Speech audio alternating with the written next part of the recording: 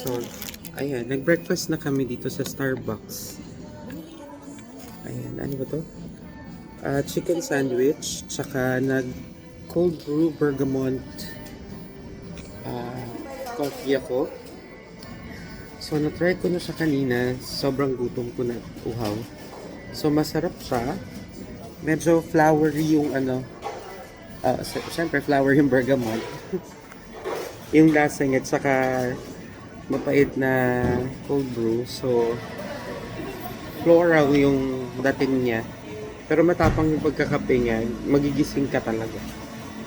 So, nag-ice coffee ako kahit 3 degrees Celsius sa labas. Mamaya giginawin ako nito. Ayan. So, ayan. Tapusin ko na yung kinakain ko. And also, meron din silang stamp dito. So, kanina nag-stamp na ako. Dahil natuwa ako, meron pala dito. Last year pa siya nakalagay sa details niya. Kaso lang, hindi pa natatanggal dito. So, at least, meron tayong nakakuha stamp. Dito sa Hongik University Station,